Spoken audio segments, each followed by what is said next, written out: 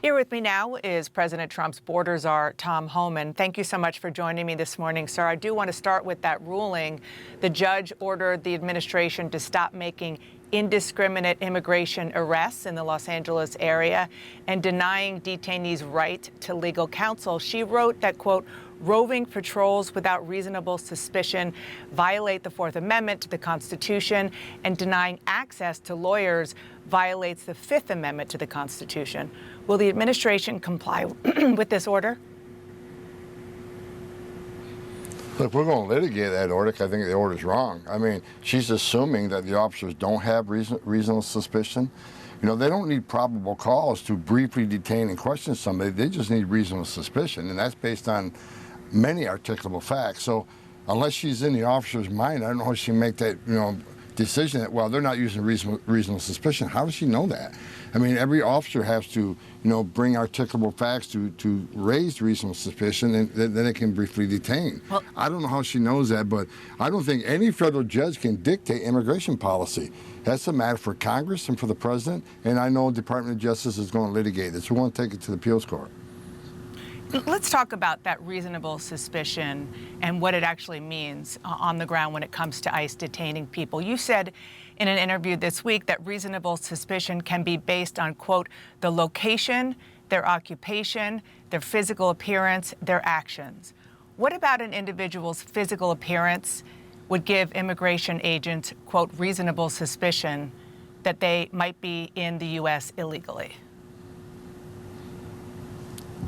Well, first of all, let me be clear. Physical description can't be the sole factor to give you reasonable suspicion. As I said in an interview, it's articulable facts with an S. So appearance can be just one. For instance, if someone has an MS-13 tattoo on their face, that may be one factor to add to other factors to raise reasonable suspicion. I want to be clear about that again because my words are taken out of context. Physical description cannot be the sole reason to detain and question somebody.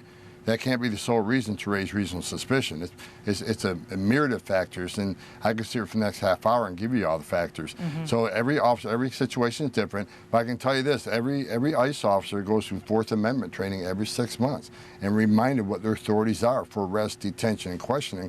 So the officers are very well trained. So I look forward to DOJ litigating this judge's decision because I think she's making a decision while knowing what that officer knows when they get out of that vehicle to question somebody. So what that judge, same judge in the case, said is that an individual's race or ethnicity, the language they speak or their accent, their presence at a particular location like a bus stop or a work site, or the type of work they do does not qualify as reasonable suspicions.